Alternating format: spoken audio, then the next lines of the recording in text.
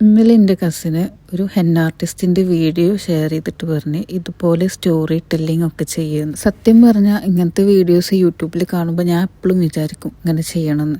പക്ഷെ വിചാരം മാത്രം ഉണ്ടാവലുള്ളൂ. ഇന്നിപ്പോൾ അവളും കൂടി പറഞ്ഞ സ്ഥിതിക്ക് നമുക്ക് സ്റ്റോറി ടെല്ലിംഗ് എന്നാവാം. Coming back to the point, ഇന്നിപ്പോൾ ഞാൻ പറയാൻ പോകുന്നത് എൻ്റെ ഈ പേജിൻ്റെ പേരിനെ പറ്റിയാണ്. Henna with Naseera. ഈ നസീറ എന്ന് പറയുന്നത് ഞാൻ തന്നെയാണ് കേട്ടോ. ബിസിനസ് തുടങ്ങിയ ടൈമിൽ പലരും എനിക്ക് മെസ്സേജ് അയച്ചിരുന്നു, എന്താ ഇങ്ങനൊരു പേര്, ശരിക്കും ഹെന്ന ബൈ നസീറ അല്ലെങ്കിൽ മെഹന്തി ബൈ നസി ഇങ്ങനെയൊക്കെ അല്ലേ ഇടണ്ടേന്നൊക്കെ ചോദിച്ചു. ആക്ച്വലി ഈ ഒരു ബിസിനസ് തുടങ്ങുന്നതിൻ്റെ മുന്നേ ഞാൻ ഈ പേജ് സ്റ്റാർട്ട് ചെയ്തിട്ടുണ്ടായിരുന്നു. എൻ്റെ മനസ്സിലൊരു ബിസിനസ് എന്നുള്ളൊരു തോട്ടേ ഉണ്ടായിരുന്നു. ഞാൻ ചെറുപ്പം മുതലേ മൈലാഞ്ചി ഇട്ടിരുന്ന ഒരാളാണ്.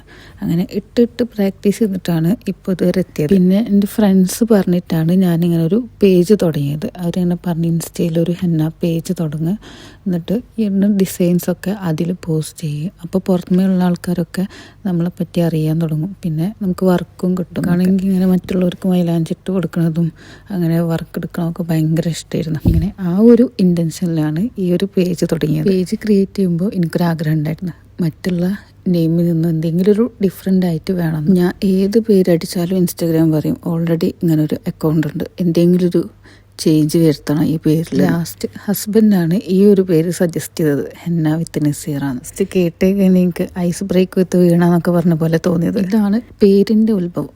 പിന്നെ അക്കൗണ്ട് ക്രിയേറ്റ് ചെയ്ത് പോസ്റ്റൊക്കെ ഷെയർ ചെയ്ത് അതിന് ശേഷമാണ് ബിസിനസ് എന്നുള്ള ഒരു തോട്ട് വന്നതും സ്റ്റാർട്ട് ചെയ്യുന്നതൊക്കെ. അൽഹംദുലില്ലാ ബിസിനസ് നല്ല രീതിയിൽ വർക്കൗട്ടായി. പക്ഷേ ഹെന്ന വർക്ക്സ് അത്ര ക്ലിക്കായി. അതെന്താന്നുള്ളത് ഞാൻ വേറൊരു സ്റ്റോറി ആയിട്ട് പറയട്ടെ. അപ്പോൾ ഇതാണ് ഇന്നത്തെ ഡിസൈന്. എങ്ങനെയുണ്ടെന്ന് കമൻറ്റ് ചെയ്യണേ. ബാക്കിയൊക്കെ പറഞ്ഞ പോലെ.